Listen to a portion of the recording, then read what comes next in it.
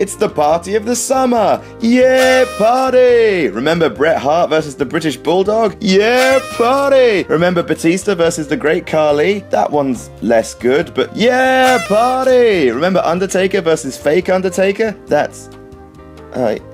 Remember Triple H versus Shawn Michaels? Yeah, party! Remember Diesel versus King Mabel?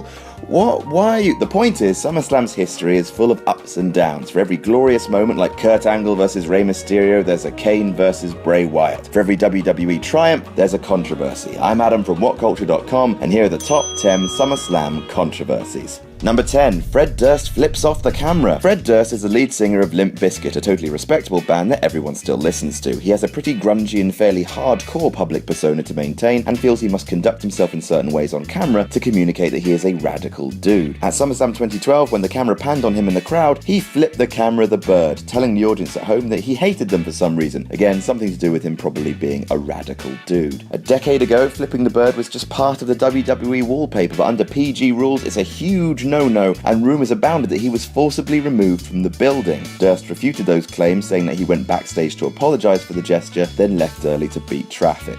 Sure. Number 9, Steve Austin won't play the game. SummerSlam 1999 was going to be Triple H's coming out party. He would win the WWF Championship and be all like, "It's time to play the game, rah rah rah, assassin." But then Steve Austin said, no. Austin resented the way Trips climbed the ladder, being part of the clique who were apparently bastards to a man in their prime. Austin wanted his pal Mick Foley to win instead and vetoed the idea, so the story goes. Another theory behind the last-minute change was that Jesse Ventura was going to be the special guest referee. Oh, and by the way, he was the governor of Minnesota at the time. It's rumoured that the last-minute switch was made to Mick Foley so that Ventura didn't hurt his political standing by raising the hand of a villain. Yes, much better to raise the hand of a leather-masked psychopath, yes. That's astute. Number 8, Gene Okerlund's potty mouth. Well, turns out Mean Gene Okerlund swears like a docker when he's startled. SummerSlam 89 is one of the most infamous wrestling goofs of all time. When the interviewer with a voice like leather and a face to match was introducing the Intercontinental Champion, Rick Rude, and a SummerSlam sign behind him fell down. Gene's response was... Huh, way to keep your cool on live global television there, Gene. He claims it was a blooper shot intentionally, but that the wrong clip was aired at the wrong time. So, sure. Either way, Jesse Ventura was forced to cover for the bald-headed old man painting the air blue. Mean Gene, you troublemaker. Number 7, Al Snow's doll's head sparks outrage. What does everybody want? Head! What does everybody need? A massive media outcry. Wait, what? So Al Snow carries around a mannequin head called Head, who he thinks talks to him and sometimes he bashes people with it. Harmless fun, right? Well, wrong. When the Al Snow toy, in conjunction with SummerSlam 1999, hit the shelves with a little head accessory, 2 mothers from Georgia thought it was supposed to be an actual severed human head and raised more hell than an army of Steve Austins. Academic reports were published claiming the doll trivialized violence to women, and in the media storm, Walmart pulled the doll from their shelves. Apparently, children take their lessons about decapitating women from their dolls rather than, say, their parents, or the law, or the common sense that you shouldn't murder people. So the evil doll was removed from the shelves, and all future Al Snow dolls came with a plain white styrofoam version of Head instead, just to avoid future controversy. Number 6, Cena crushes the Nexus. Many people attribute the dumb, stupid, dumb decision to have the Nexus lose their SummerSlam main event against Team WWE to John Cena, but Cena doesn't book, he just wins. He does what he's told, like a good little cereal salesman. But what Cena did book, what he was in charge of, was the match's finish, whereby he took a DDT on the exposed concrete, which should kill a normal man, then came back to pin Justin Gabriel and submit Wade Barrett. Chris Jericho and Edge both took exception to this finish, thinking it would make the Nexus look incredibly weak, but John Cena overruled the 2 men. Guess what, gang? The finish made the Nexus look incredibly weak, and Cena was later forced to admit that Chris Jericho and Edge had been right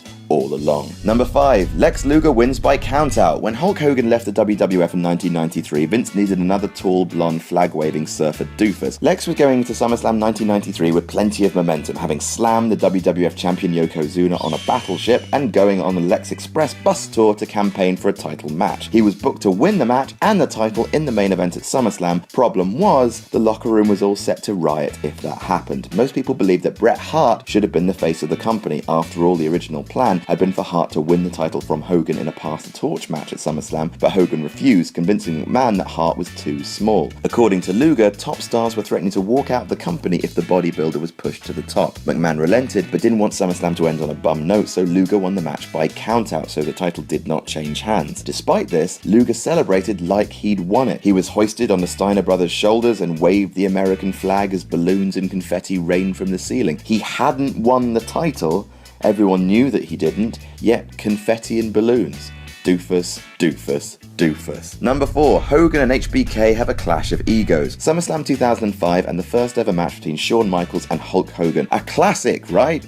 Well, sort of, but for all the wrong reasons. See, during the match, HBK went pants on head insane, overselling Hogan's offense, flipping around the ring like an octopus in a washing machine. Originally, the match was supposed to be a face versus face confrontation, may the better man win, etc., but Hogan nixed that, preferring a more traditional heel versus face matchup. Hogan got his wish, and Michaels, against his wishes, turned villain. HBK made the most of his villainous role, including an astonishingly good heel promo in Montreal, and all this was under the provision that the SummerSlam match would be the first in a series, with Shawn Michaels picking up at least one victory of his own. However, just before SummerSlam, too late to change the card, Hogan announced that because of back problems, he would only be wrestling the one match and winning. HBK went, okay, then I'm going to go bonkers up in this, and made a farce of the whole thing. Number 3, the WWE 2K14 panel. Drunk Ric Flair won't play your games. Drunk Ric Flair will take your game, and he will make it his game. During the 2014 SummerSlam Access event, a special panel was curated by Jim Ross to promote 2K Sports' upcoming game, WWE 2K14. Amongst the star-studded panel guests were Paul Heyman, Steve Austin, Daniel Bryan,